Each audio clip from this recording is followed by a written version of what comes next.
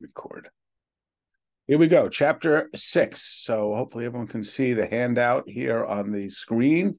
This is the one that I emailed out to everybody. We're going to be focusing on 2 psukim in this letter.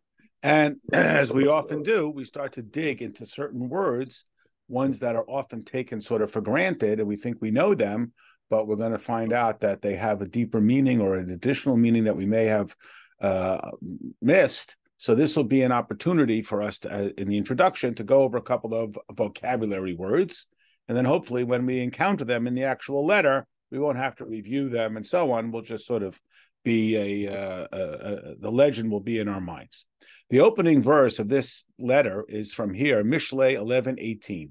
So this is the Hebrew, which obviously we have the translation, but I just want to read it through. So Rasha, a wicked person, Oisa, he makes Pu'ulas Sheker. So again, the translation here, illusory wages. That is, what he does is false. Okay. V'zerei tzedakah, in contrast, the one who, and this is the key word, sows tzedakah, and here's where we're going to really get into some of the discussion, schar emes. His reward is true. Now, this is Rashi. The wage of a wicked man lies to him. He thinks that his prosperity will remain, but all is lost. This is a classic thing that we know to be true, even though it doesn't always look that way. Just ask Sam Banks-Friedman and FTX, this was going to be forever, and Bernie Madoff and so on. It's false, and eventually its falseness is manifest. But he who sows tzedakah receives a true reward. He who sows charity, it is a wage of truth, for he is surely confident he will receive his wage at the end. And this is a standard fare. Now, this is the standard interpretation, which vowelizes this word as schar. Schar is reward or consequence, benefit, pay, whatever in that genre. In other words, in this interpretation, the word emes, truth, is an adjective describing the type of reward. Unlike the Rasha, whose pu'ulas, whose impact is sheker, is false, the righteous person who sows tzedakah, his reward is true. You with me on this? I'm sort of moving my cursor here along the words. This is like follow a bouncing ball. Okay, but the Alter Rebbe is going to reread it. He's going to vowelize the word schar, as you can see it here, with 2 segel vowels, secher emes, which means that it is a net of truth. What does that mean? A net like a fishing net, not like net as in net gross. So the Alter Rebbe reads it that the reward of seeding tzedakah is truth. In other words, rather than seeing the word truth here as an adjective which modifies the noun reward, we see the word truth here as a noun, which is the reward. That is, zerei tzedakah, one who plants in righteousness or plants justice or plants tzedakah, charity, schar, what his reward is, emes. So it's not, the word emes here is not an adjective, the word emes is a noun. I hope that's clear. Now we're going to have another pasuk a little bit later, which is a similar idea. So the Hebrew got cut off here, but titen emes liYaakov, he gives emes to Yaakov, chesed l'Avram, kindness to Avram, asher nishbat l'Avosenu, that he swore to our forefathers, he made kedem in the earlier days, meaning that truth is an object, it's a noun that is gifted to Yaakov. And the obvious question being, well, does that mean if I didn't get the gift of truth, that if Yaakov didn't get the gift of truth, he would be a liar? That we'd say 2 + 2 is 5? So here in both of these verses, we see the word emes is used as a noun, not as an adjective. That's going to be essentially the crucial point. Okay, hopefully everyone got this. This is the handout that I emailed everybody. I'm going to take it off the screen unless somebody says, no, wait, don't take it off the screen. I'll take it off the screen. Okay, now, within this context, there's another word that we're going to be focused on, which is the word rachmanis. Now, we're all familiar with this word rachmanis, and we commonly translate it as compassion or sometimes pity, and so on, all proper usages of the word, but limited, because again, in English, the word pity tends to be a little bit on the condescending. That means you talk down to people like they don't know big words. It tends to be kind of condescending, and it's not very virtuous. But so don't think of Rahmanis as pity for the downtrodden, but rather think of it as an appeal for a distinctive level of intimacy beyond what one can simply earn. That is, it is gifted from the object, meaning, again, we all know this just in our simple social circumstance. If I extend friendship to somebody, whether or not they respond is beyond my capacity. But we have a general rule. You recall the pasuk, Kamayim haponim alponim kain lev ha'adam. Like water reflects the face, like a mirror. I look in the mirror and I see myself. So it reflects me back into it. So too, generally as a rule, if I extend kindness to somebody, I get kindness back. Yes, there could be an odd circumstance, but generally speaking, we're familiar with this phenomena. I show kindness to somebody, they respond with kindness. This is a standard thing that we're all familiar with.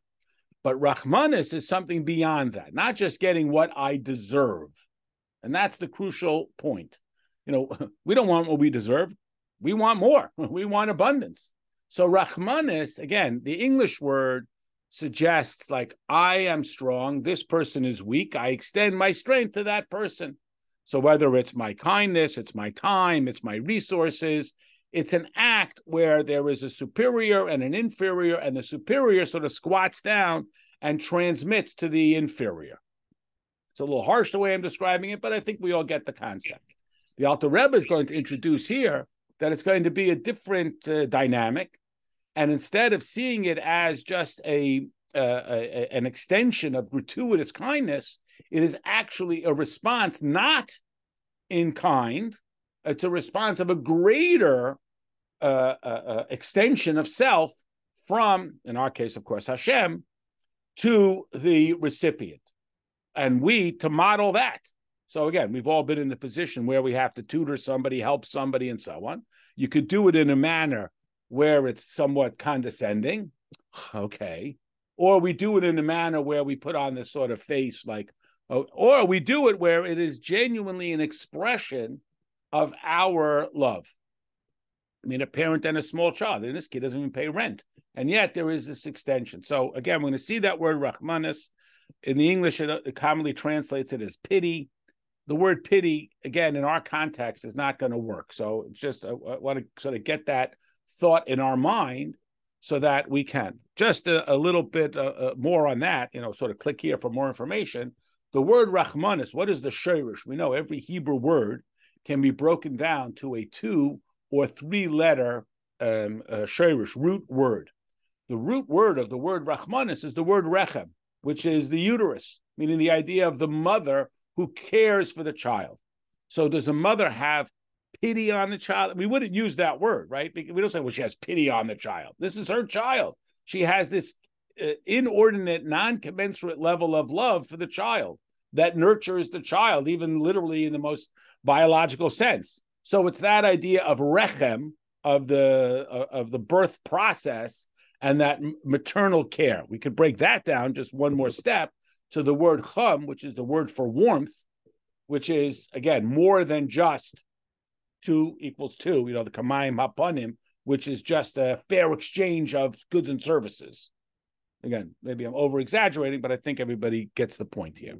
Okay, so we begin with this pasuk. We're in it's letter 6. Zeirei tzedakah. If you plant, and we'll talk about the word plant, like why is it used, that analogy of planting? What does it mean to plant with tzedakah? And again, I can't even get past one word. I'm sorry, but just think of it like this. I mean, imagine you had no concept of how things operated. You have a seed. This seed is in the category of vegetation. So it's a step 2, right? We talk about the 4 primary categories. We have the inanimate, vegetation, animal, human. Okay, we remember this idea. So I have a seed. Seed is in the vegetation category. I put it in the soil. Now the soil is in the inanimate genre. So that's a descent. I've taken the seed and I threw it out. I put it in the dirt. So you say, what are you doing? Why would you do that? Well, of course, only through doing that do I get the fruit, which feeds the animal, which feeds the person who serves Hashem, who brings the rain, who resuscitates the soil. Chagad, round and round it goes. So in this context, what we're saying with tzedakah is, again, just take the simplest idea, right? So I have $1, and I take this dollar and I give it to somebody else. What are you doing that for? Now you don't have the dollar. But of course, what I have now is something far greater, because it sets off this healthy manner and process. So even though I have seen, again, I'm sorry, one more stage there. Is the seed, I know this, I'm illustrating it deliberately to sort of be somewhat even ridiculous. Is the seed doing a kindness, showing pity on the soil? No, he's cooperating with the soil, even though the soil appears to be at a lower stage, so that there will be this mutual benefit for the seed and the soil and the fruit and the da-da-da. So too, if I take my dollar and I give it to the poor person and I see it like, well, I'm putting it in the dirt, so then that's Rahmanis, like pity. But if I see this cooperative sense, and again, back to the whole gestation, etc. So now I haven't done something, I haven't degraded the stature where I had it, now the lesser has it, or the dirt has it, all those things that we talked about. Rather, I have enriched it and enhanced it. Okay?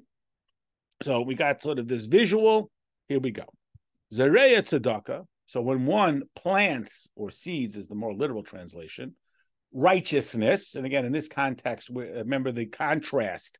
The earlier part of the pasuk is talking about the wicked person whose activities are false, and the righteous person, so the word tzedakah here means righteous, his consequence is truth. And remember, truth doesn't just mean true as opposed to a lie. It means true under all circumstances. You may recall this from back in I think it's like chapter 13, or maybe 15 or something like that, where the Alter Rebbe talks about how emes means it's true under all circumstances. And there's a visual, because the word emes is the first letter, aleph, the middle letter, mem, and the last letter, tuf. So if you just think of it that way, it's true, like we would say, from top to bottom, from end to end, head to toe, all that kind of visual. It's true under all circumstances. So the alternative to truth is not always a lie. We have this idea of something that fluctuates. And there in the Sefer Shal Beinin, the Alter Rebbe spoke about the Beinoni who seems to fluctuate, because one day he's super gung-ho about his relationship with Hashem, and the next day, not so much. So is that false? Is that hypocritical? The Rebbe once spoke about how in America, the worst thing is to be hypocritical. So what do people do? They don't do good things, meaning, how could I do good things? Yesterday I did bad things, so I guess I shouldn't do any good things, so I won't be a hypocrite. I'd rather do bad things than be a hypocrite. So again, it's an exaggeration, but we've probably all encountered, well, I can't go to the Seder because I don't keep kosher. So I'm going to double down on the bad things. Why don't we say the opposite? How could I do an Avera? That's hypocritical. That would be the sort of, okay.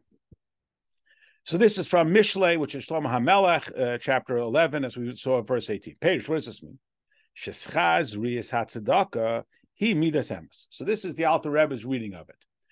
Rashi says that the schar, the reward, is true. That is, the word truth, emes, is an adjective modifying the character of the reward, in contrast to the wicked person whose activities are described as sheker, false. The righteous person, his activities are described as emes, true. But the Alter Rebbe says, no, that's not how you should read it. Don't read it that the schar is true. Rather read it that the truth is the noun. That is the reward. The reward you get is truth.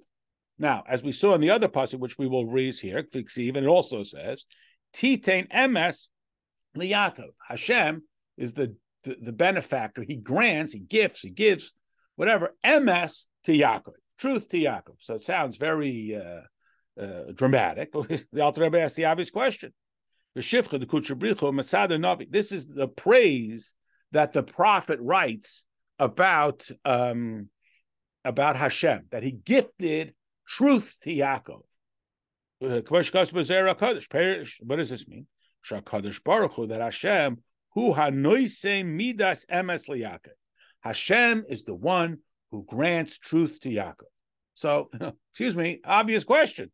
This requires explanation. Would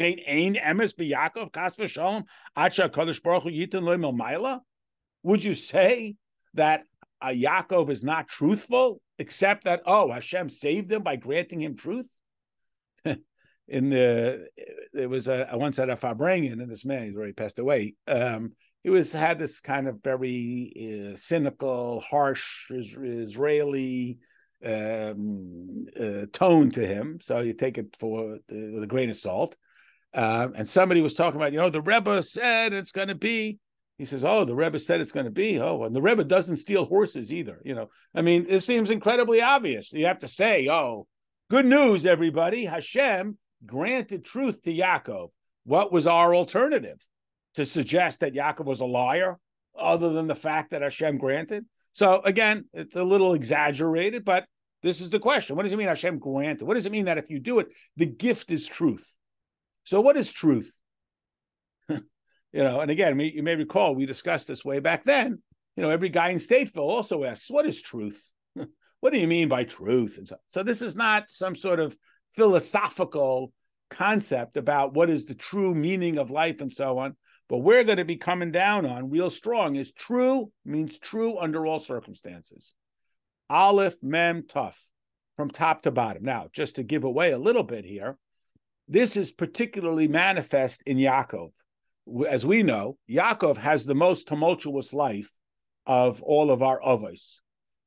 Similar to his grandfather, Abraham, his father, in contrast, had a pretty steady life. He had some drama. His father tried to slit his throat. But besides for that, it was a pretty calm life. He never left Eretz Yisrael.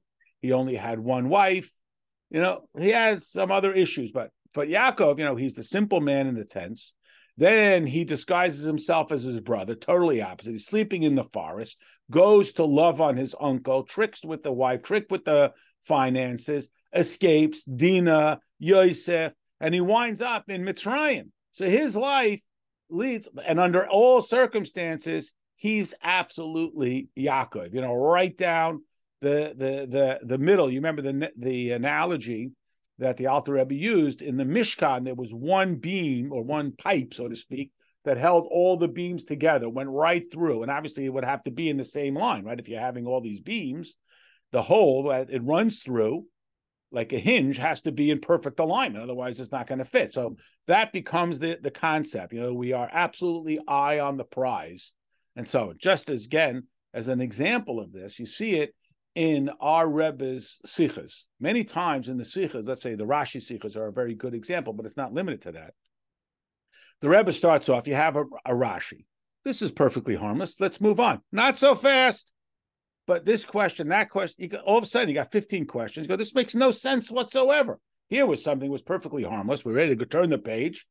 And Hashem is like a mean exercise instructor. We were 8, 7, 6, 5, 4, 3, 2, 8. What do you mean 8? We were at 1. We were done already. We were going to take a break and have pizza. What happened? So then the Rebbe says, okay, let's back off. Let's reorganize everything. Let's come up with one idea. And now we plug it in. And like that hinge that goes perfectly through the loops, we now have the answer to every question, like a spinal cord that goes straight down the center. So that's the ultimate form of MS, because everything works out once you go down. We know this just in life. It's always easier to tell the truth than it is to lie, because when you lie, you have to remember every time, what was the lie that I said, and now I got to cover up the lie. So MS is much simpler, and I don't mean that to be like shallow. It means it's much more complete, top to bottom. It just drops right through the hinges, and everything works perfectly in synchronicity because of this single centerpiece. You think about the spine. We talk about this a lot in Chassidus. God forbid, if someone's spine is off, doesn't matter how many cookies they have, they're just in pain. There's no capacity for them without this kind of perfect symmetry that is manifest in that way. A lot of times we talk about oineg or tainug, which we translate as pleasure, but it's not the pleasure of butterscotch or music. It's the idea that everything's in perfect alignment, knowing exactly where you're supposed to be. There's no conflict, there's no friction, et cetera, et cetera. So again, we got this idea. That's what we're talking about when we're going to go with Emma. So this is the Alter Rebbe's beginning question. What does that mean? Does it mean that you can rely that the reward will come? Remember, that was the Rashi interpretation, that it will come, trust me, so to speak. Or do we say, as the Alter Rebbe is reading it, that the reward is truth? That's the gift you are given. You receive sort of a commodity, so to speak, called truth. Okay. The second pasuk, by the way, is from Micha, chapter 7, verse 20. It's in the handout that I emailed to everybody.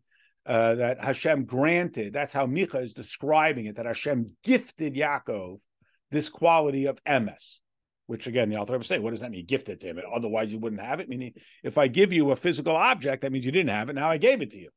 So if it says Hashem gave Yaakov emes, that would suggest that prior to that he didn't have emes.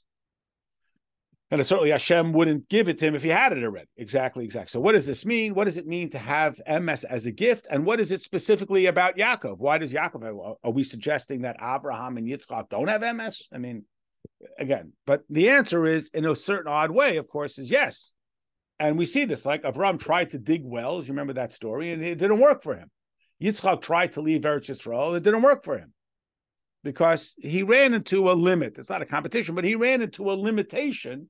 Whereas Yaakov had the blessing of his father, his grandfather, and therefore, under all of these vastly different circumstances, Yaakov had the same Yaakovness from top to bottom. Even the name Yaakov, you may recall, we did another one of those visuals, seeing it vertically. Yud, the smallest letter representing the intensity of Hashem, and Akev means the foot or the heel, like we would say head to toe, from top all the way down to the bottom. He was Yaakov through and through. From Yud, the highest, most intense level of godliness, all the things we always talk about. It's small, it represents intense, all the way down. That's the Yud down to the Akev.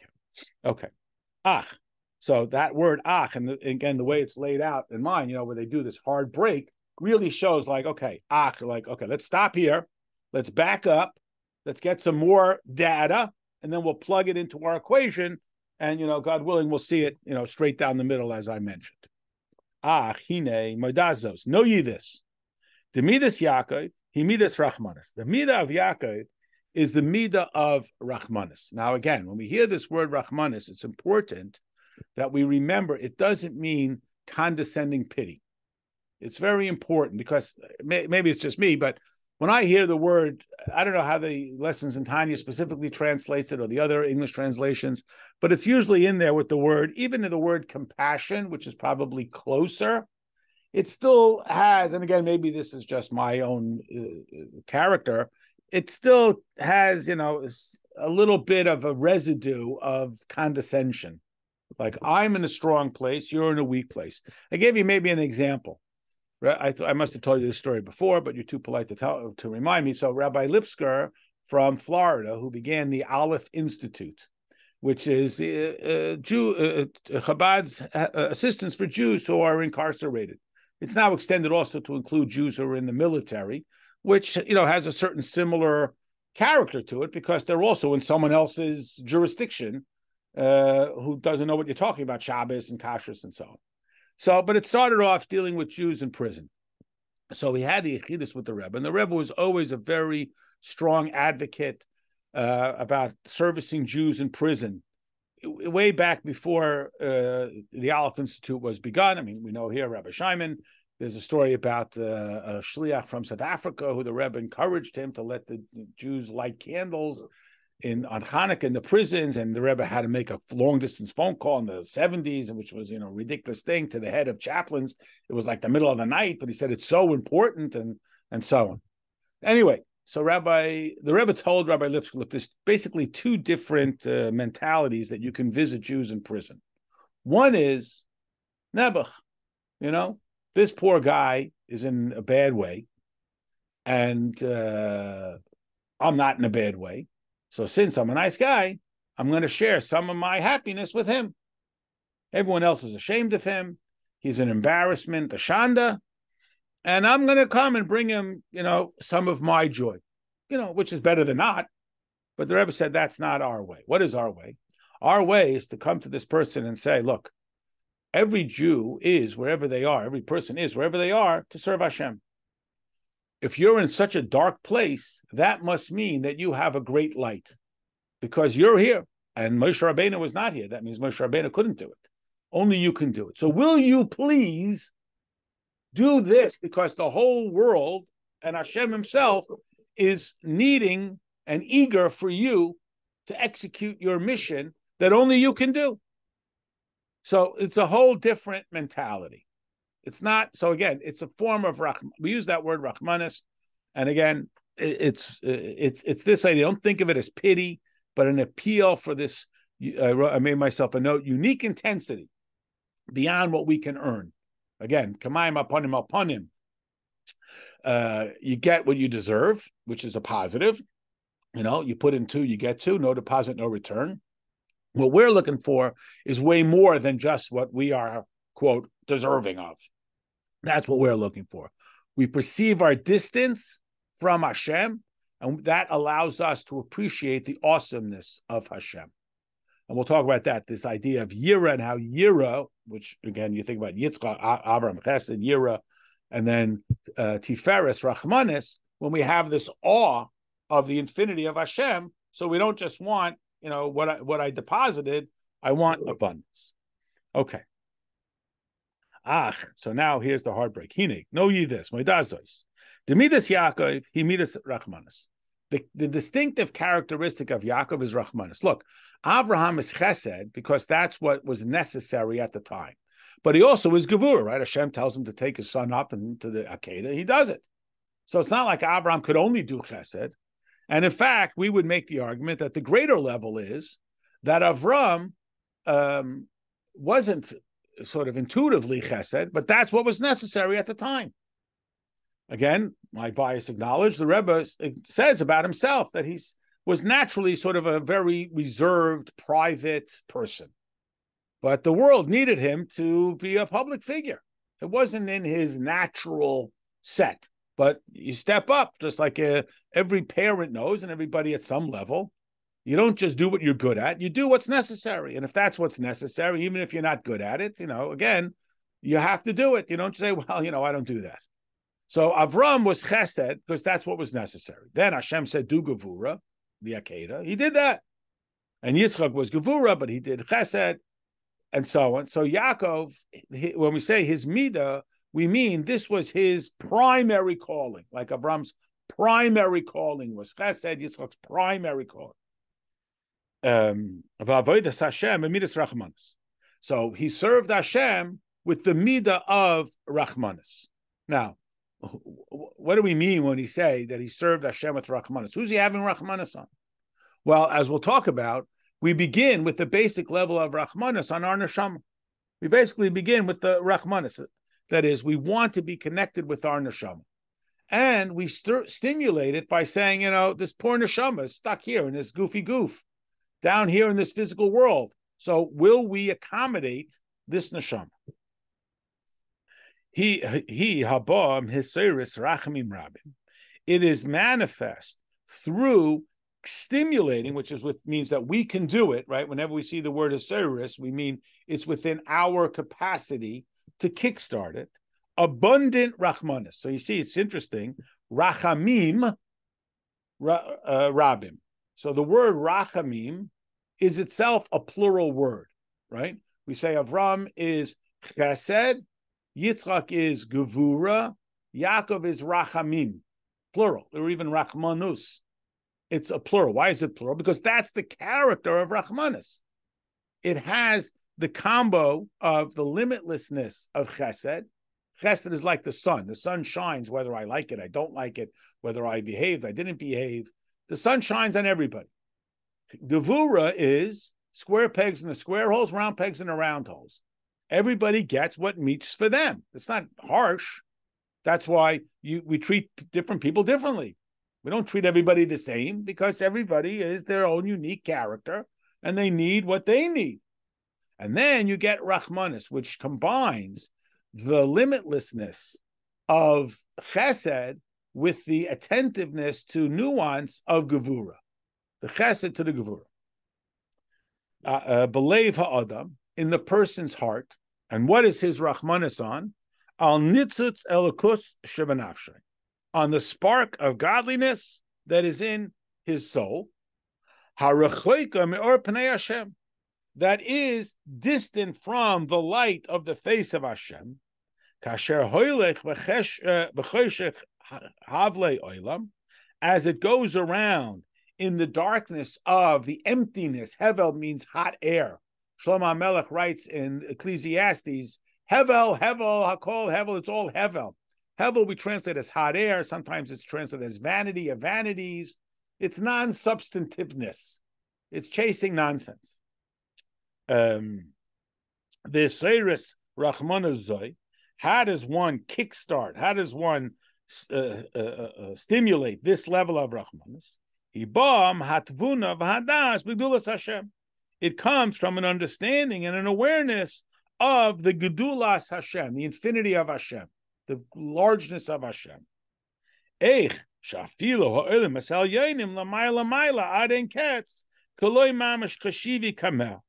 How even all the highest levels of stages of awareness, remember we've seen this word many times. It translates as worlds. It's not talking about planets, locations. It means stages of awareness of Hashem that are intuitively high, meaning they have a high awareness of Hashem, that are beyond anything that we can ever measure, and still they have no substance before the infinity of Hashem, whether they're the great scholar, or they're the simple person, or whether they're intuitively very, as we call it, spiritually aware, or they're more naturally crass and unaware and fumbling and stumbling. They all stand before with the same infinity. It's very much the Yom Kippur message. Everybody comes to shul, everybody stands there in the same kittel, everybody's in the same surrendered state of being. Everybody is completely annulled and before the infinity of Hashem. Excuse me. Everybody is completely annulled before the infinity of Hashem, and they are all at of no stature. And Hashem isn't. Now, how does this promote Rachmanis? So let's back up. Remember, again, I know I keep saying it probably to convince myself more than anything. Rachmanis means the awareness or the pursuit of something greater than simply a commensurate relationship. Meaning, if I go to the grocery store and I pay for my groceries, that's not Rachmanis. I'm getting value for pay. Maybe a closer analogy would be like you give the guy a tip because you felt that there was attentiveness. Now, within our social functioning, we're aware of this because this is what we look for. People say, I go to the doctor. Is he a good doctor? I don't know. He's a doctor. I don't know where he graduated medical school, but he's very attentive and he makes time for me and he listens and he hears what I describe to him and he looks me in the eye and he asks me questions. So I think he's a good doctor. Is he the better doctor than some other doctor? He's a doctor. What do I know? So what we are getting is something more than simply a commodity for pay. When it's more than simply an exchange of goods and services for compensation, which, is not a bad thing. So what we're seeking here is a far more intense level of a relationship with the infinity of Hashem. So how do I do that? So I begin by thinking about my neshama. So my neshama, I have baseline Rachmanis, just like if I have a guest and the guest tells me that he's allergic to a certain food, or he doesn't like a certain music, whatever it is. So since I want to be a welcoming host, I invited this person into my house. So I modify my behavior. So Hashem doesn't like when you do that, so I don't do it. Why? Because I wanted this person to be my guest. And he's not going to come to my house if I'm going to have food that he's allergic to, or I'm going to have music that's offensive to him. So since I very much want him to come, that is, I'm not just offering him kindness because otherwise he's going to sleep in the street, but I'm persuading him it's a value to me that he comes to my house. So we're talking now about Yontif time and King in the Field and so on. So if I know that he doesn't like certain things, I'm not going to put those things around. I'm going to make sure that those things are not there, because then he's not going to feel welcome. So the first thing about my neshama is I want to be in an intimate, close, personal, meaningful relationship with my neshama. So I have Rachmanis because my poor neshama is stuck here. It's in a place there that completely non-commensurate with its identity in the intuitive sense. Meaning, the world says this world is filled with physical objects and the pursuit of physical things. not bad things, but physical things. And the neshama wants to be in spiritual things. But it's down here, and this is where it's compelled to be.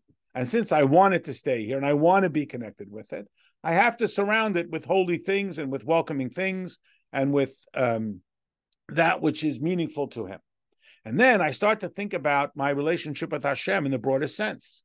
So if I'm simply looking for the reward, look, we all are familiar with this dynamic. I want to be written and sealed for a good new year, then leave me alone. So I come for Rosh Hashanah, and I sit there, I behave, I listen to the shofar, I keep my mouth shut for the 10 days of tshuva, I show up on Yom Kippur, I fast, I read all the prayers, I'm miserable. At the end, I'm sealed for a good new year, l'chaim, see you next year, done. That's it. That's all I want. So if that's all a person wants, as we talk about right in the beginning of Tanya, when the Alter Rebbe talks about, if you just want to be a tzaddik, so keep score, make sure you get more in the win than the loss, more mitzvahs than averas, and in 120, you'll get in the up elevator, not the down elevator. You're good. You're covered. You're good. If that's what you want. But if the Alter Rebbe is sort of, I would say, presumes that the readers of Tanya don't just want to know, what do I got to do, and I won't get yelled at. But that is such a mentality. That mentality exists, and it's not innate, it's not evil. We might think of it as being a little shallow, but it's not bad. But the Alter Rebbe is assuming that the readers of Tanya don't just want to know, what do I got to do, and I won't get yelled at. They want to know, what can I do to have a meaningful, personal, intense relationship with Hashem? So the Alter Rebbe tells us here that if I will think about the infinity of Hashem, and again, how can I think about the infinity of Hashem? Infinity is very exciting, but it doesn't mean anything. It's like one of those puns. You can't trust atoms; they make up everything. So I should think about infinity. If I can think about it, it's not infinity. It's like a mind bender. So what does the Alter Rebbe say? He says, I'll tell you what. Think about the greatest thing you can think about and how that has zero significance within the infinity of Hashem. So, again, think about it in the simplest sense. If I'm a little kid and my piano teacher plays piano, so I think, well, they must be the greatest piano player because I can't play the piano at all. Then they say that your piano teacher considers themselves completely humbled before, the great piano player. Again, or my bias acknowledged, this is what we had the blessed experience with the Rebbe. So this guy who you think, this guy is a Rosh Hashiva, and this guy is a Rav, and this guy is a philanthropist, and this guy is a great activist. And they all have humility before the Rebbe, and the Rebbe has this humility before Hashem. So I believe it. There's a story about the Chassid. I don't know exactly all the details. He came to the Rebbe Marash, and he said, I'm having this trouble because I don't really believe that Hashem exists. So the Rebbe Marash says, do you believe that the Tsar exists? He says, yes. He says, why? You never saw the Tsar.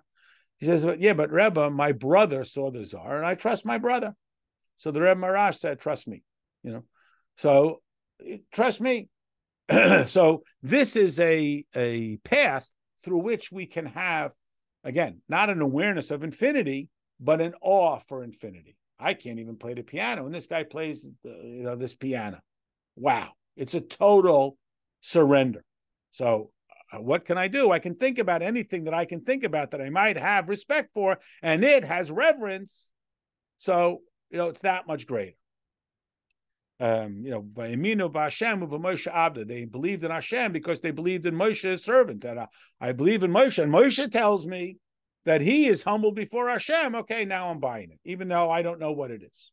So this is our process of stirring up Rahmana. So it's a kind of combo deal here, because the Alter Rebbe is advocating for an intellectual process to result in Rahmanis. You see what he says here? It comes from Hatvuna v'Hadas, the understanding and the intense connected awareness, not just like data points, but that it changes my character. Remember my joke about, well, that's interesting, where something just remains some sort of academic data, like how many moons orbit Saturn, but it doesn't really have any meaning to me. And we're looking for this to be meaningful and personal and transformative and all that kind of stuff.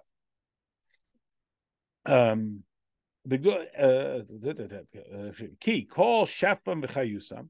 All of these levels of awareness, which I have such awe and respect for, these great levels all the way up, they are only receiving their identity rak miziv ha'ara mi'ois echad mishmai yisbarach kamayim b'yud nivra olam haba achulu, a reference to something we learned in the previous letter. Even they, so again, pick the highest level, Atzilis, all of these things, Adam Kadman, all these data that we talk about, and we don't know what it is, but we're amazed by it, but at least it has words.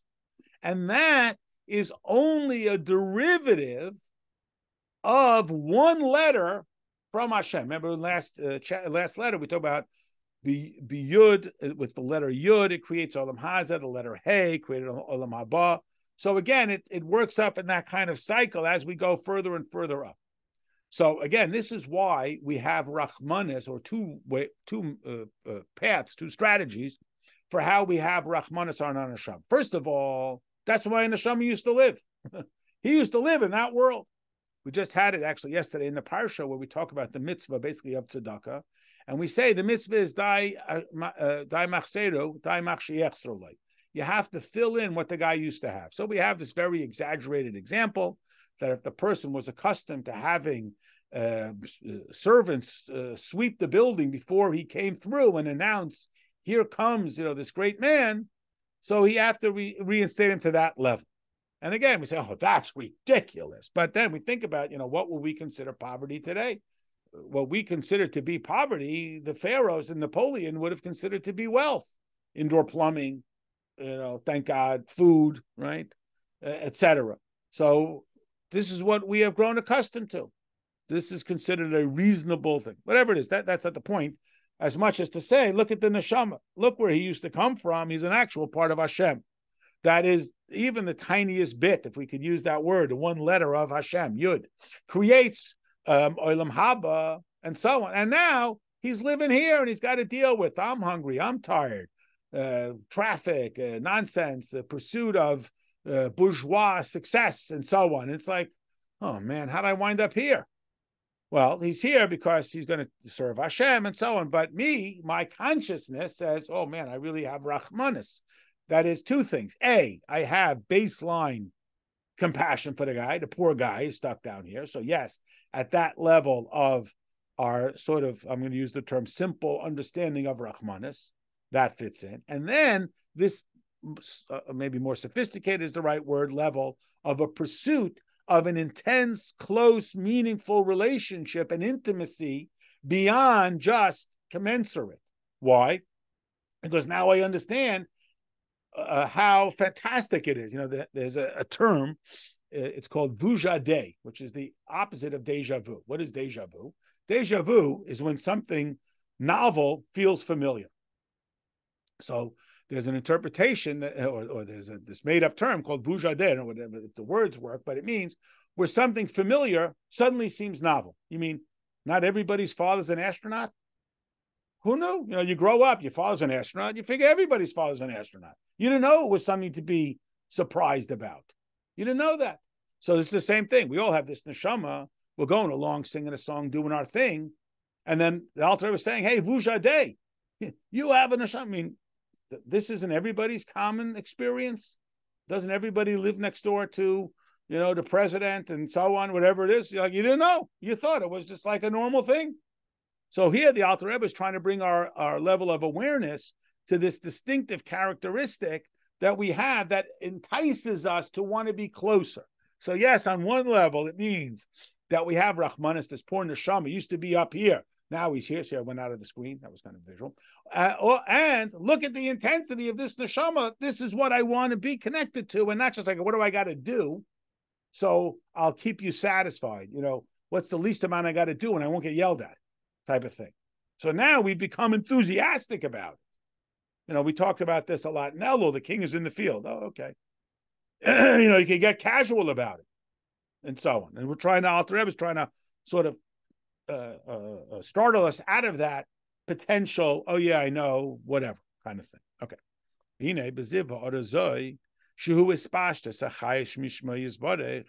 This gift that is gifted to us, that we have from Hashem, that is the tiny bit that is given to us, that give existence to even what we consider to be elyonim, the loftiest levels. So again, we have such great reverence, like the child has great reverence for his piano teacher, can't imagine that there's a better piano player in the world, or whatever it may be, because we live in a little bit of a narrow world, and there's a little bit, and again, we've probably all seen this in some level of experience. It's one of the things that is a little hard for people when it comes to Yiddishkeit, because now we're blown out of the water. We were sort of satisfied by being in reverence of our piano teacher. And now you're taking me to sort of such a lofty level that I'm there's a little too much bittul there. Because as long as I think that everybody's at level 27 and I'm at level 5, okay, I could see it from here. You take me to infinite, I can't see myself at all. And that's what bittul is. It's a very disturbing phenomena, that I am taken to a level where I'm not, pyramids is a good analogy. When in Mitzrayim, they build the pyramid. So Paro's on top. Wherever you are, you're stuck there. But at least I'm ahead of that guy. There's a certain satisfaction that I could see the top from here, and I'm not the bottom. It's very much one of the stories of the mun. We talk about how the mun was a test. So what's a test? Every day, because you couldn't put any away to tomorrow, and I can't have any more than anyone else. There's a certain satisfaction with a full cupboard. I don't have to worry. Now, we all, unfortunately, know of circumstances may never happen where I don't ever have to worry. Bernie Madoff's taking care of all my money. I'm good. I got all printouts. I got reams of printouts about how much money I have until whoopsie. And so the Alter Rebbe is evoking from within us, and as we've talked about many times, the Alter Rebbe has very great respect for his readership, that this is going to motivate them. I said, well, I don't want to know about that. That's too much. I just want to be, live my life nice and simple like.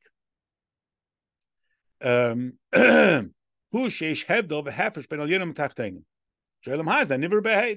talked about in the previous, the difference between this physical world and the spiritual worlds is only which letter creates them.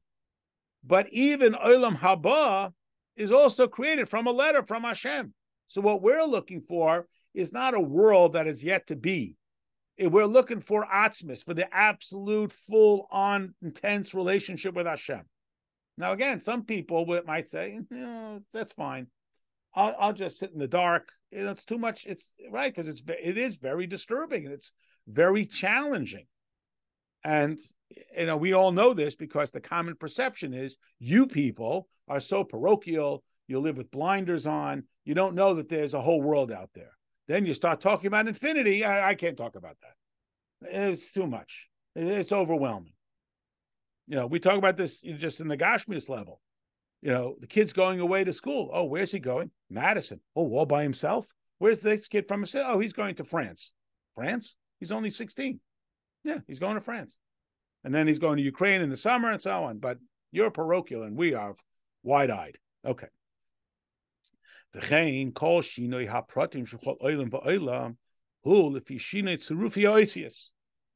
of the differences, all of the changes, all of the distinctions that come about in this world, you're only getting a different letter combination. But it's like, to use an illustration, imagine the infinity of Hashem, which of course you can't. So then there's like some sort of funnel, like this Play-Doh shaper, where it comes out. This comes out this comes out as a flower, this comes out as a star, or a circle, whatever it is. So on this side, whether you're getting the most beautiful art or you're getting the most simplistic art, it's still on this side of the shaper. There's an infinity on the other side. That's where the Rahmanis is yearning to take us, way beyond this side where you get a star and a moon and my whole story. The same is true in time. Of our past, hoiva, present, v'asid, and the future. These are all human terms. Hashem doesn't live with past, present, and future. So they used to say in America, we think 100 years ago is a long time ago. And in England, they think 100 miles is a far distance. In America, we travel 100 miles. We don't give it a second thought. And to us, history is, 6 months ago. In these European countries, the countries are much smaller. Nobody drives 100 miles. That would be, a month's worth of driving. And their history is 1,000 years. But it's still limited. 1,000, 5,000, all of these big numbers. I mean, again, another illustration of this, we always talk about, we don't always talk about it, hopefully, but there is this discussion. How old is the world? So we know that the Torah and the Rebbe are very strong. The world is 5783. God created the world in 6 24-hour periods. That's it. And there is, even within the frum world, no, it doesn't mean that. And they can give you books in science and so on. So then we ask this sort of broader question. What is the drive behind this inability to accept, and I use that term, that the world was created in 6 days? Because, oh, come on, how could it be 6 days? But so 6 days, 6 million years, 6 billion years, what's the difference? Why? The question that we have is, why 6 days? Hashem created the whole world in 1 second. We just had in Pirkei Avos yesterday. Couldn't God have created the whole world in one statement? Why does God need 6 days? He doesn't need to rest in between. So at whatever point it is, no matter big, billion, million, zillion, trillion, it's still limited. 1,000,000 years ago, 1,000,000 years from now, 1,000,000 billion zillion, it's still limited. And the neshama is innately unlimited. And Hashem is innately unlimited. And this is what the Alter Rebbe is addressing. The drive, this striving to be bonded with the infinity of Hashem and the infinity of the neshama. That's the Rahmanis, both on the neshama, that it's stuck down here in all this finity, and our longing for a relationship that goes beyond whatever it is that we can accomplish. But, there's a little bit of a hesitation there. As we mentioned, also Pirkei Avos, a person prefers one of his own than 9 that somebody gives him. People say, what do you mean? If you're going to give me 9, I'd much rather have that than 1. Well, one of the reasons is because you give me 9. That's it. I got 9. I earn 1. Tomorrow I earn 1. In 9 days, I got 10. So I have that capacity. And, this is part of the disruptive aspect. I'm not in full control. And that bittul thing, is unnerving. It shakes me up. Okay. Yeshina kol HaKodesh b'chalufi hazmanim, even the changes of all it's like the weather. That's probably the most literal translation, but the change of all dynamics, maybe a better term, again, are just reworking the creations. But the creator, that level before, we often talk about this in a Torah scroll, the first panel is blank. And there's a lot of reasons and lessons, but one is, hey, there's something that came before creation. Like, it's not the beginning, it's just the beginning of creation. That there was something that preceded creation, and that's the infinity of Hashem that we are longing for. We are striving for that infinity. That's the Rahmanis, which precedes, again, not only chronologically, but in intensity, all the stuff that we have. Grand Canyon, Twin Towers, the biggest creations of humanity, spaceships, and so on, are all only within the parameter of the limited.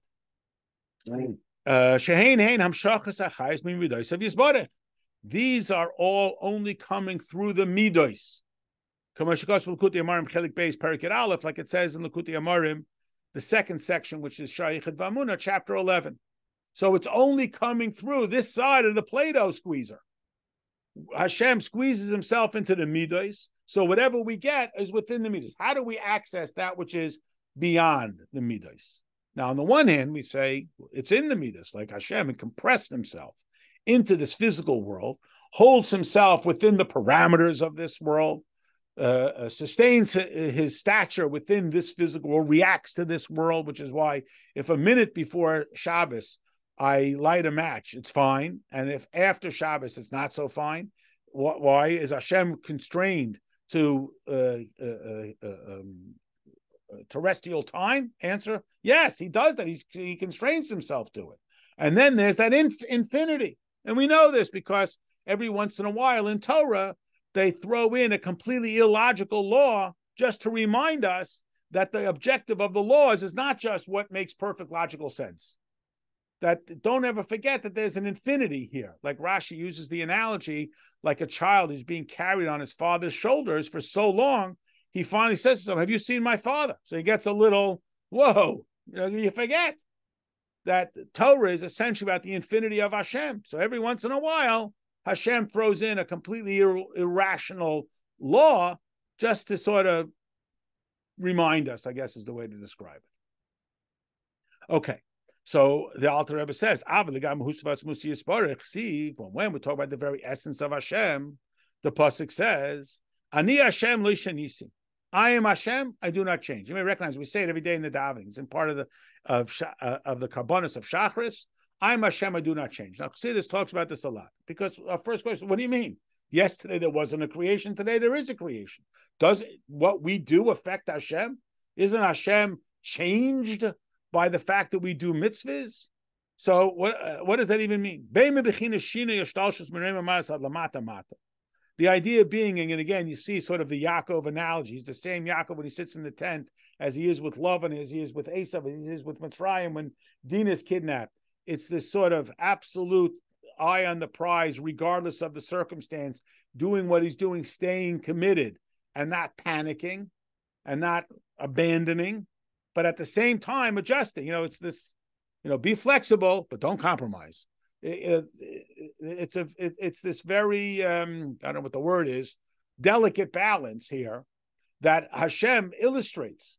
So on the one hand, it's the same essence of Hashem. The same essence of Hashem in the physical objects is the same essence of Hashem in the spiritual.